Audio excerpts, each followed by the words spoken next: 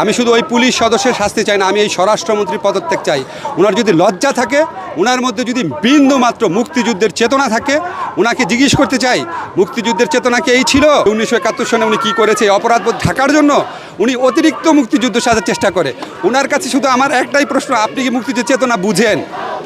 আপনি কি পড়াশোনা করেছেন? এইরকম একটা দৃশ্যের পর কেন ওই ছেলেকে গ্রেফতার করা হচ্ছে না? যারা ওই পুলিশকে কেন গ্রেফতার করা হচ্ছে না? আবু সাইদকে যেভাবে হত্যা করা হয়েছে, এটা একটা ঠান্ডা মাথার হত্যাকাণ্ড, এটা খুন, এটা মৃত্যুদণ্ডযোগ্য অপরাধ।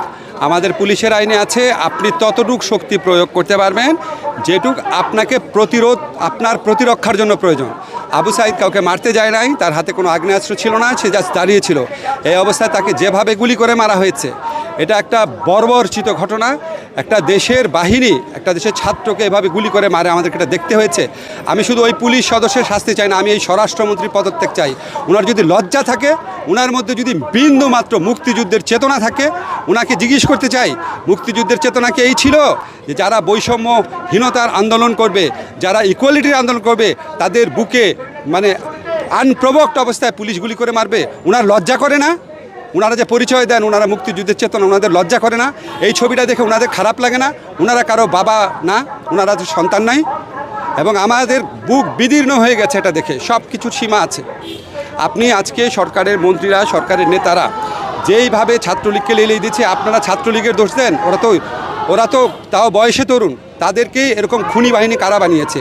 যেই ছাত্রলীগের হাত ধরে বাংলাদেশ স্বাধীন হয়েছে, সেই ছাত্রলীগকে খুনি বাহিনী কারা বানিয়েছে? যারা বানিয়েছে তাদের বিচার চাই। আর আজকে এখানে পুলিশ ঢুকানো হয়েছে, আজকে ইউনিভার্সিটি বন্ধ করে দেওয়া হচ্ছে। তো পুলিশ খুব ভালো রোল রাখছে দেখলাম। আমাদের দুইটা ছেলেকে কোটা আন্দোলন বিরোধী, কোটা সংস্কার আন্দোলনে দুইটা ছেলেকে ধরে নিয়ে গেছে আমাদের বিশ্ববিদ্যালয়ে।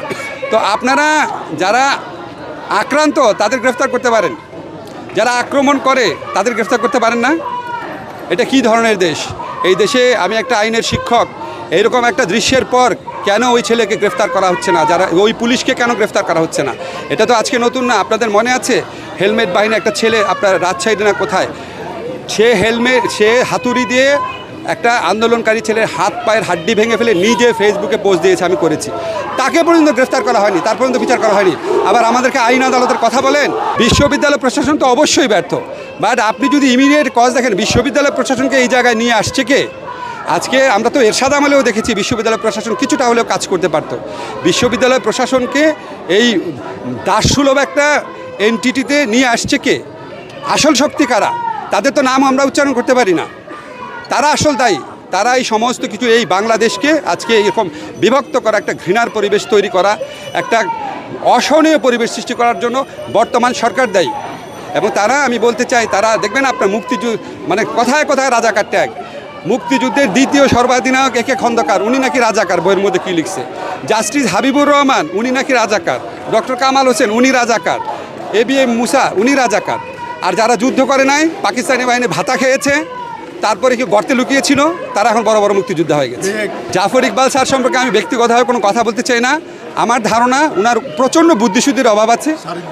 ওনার কোনো রকম বুদ্ধিশুদ্ধির অভাব, মানে ওনার মধ্যে প্রচণ্ড অপরাধবোধ কাজ করে, যে 1971 সনে উনি কী করেছে, এই অপরাধবোধ ঢাকার জন্য উনি অতিরিক্ত মুক্তিযুদ্ধ সাজার চেষ্টা করে। ওনার কাছে শুধু আমার একটাই প্রশ্ন, আপনি কি মুক্তিযুদ্ধের চেতনা বুঝেন? আপনি কি পড়াশোনা করেছেন? আপনি কি 72 সনে গণপরিষদ বিতর্ক পড়েছেন? তার তো কোনো পড়াশোনাই নাই, সে তো শিক্ষাবিদ দূরের কথা। তার বুদ্ধি, সে বুদ্ধি প্রতিবন্ধক একজন মানুষ, এটা ছাড়া কিছু বলতে চাই।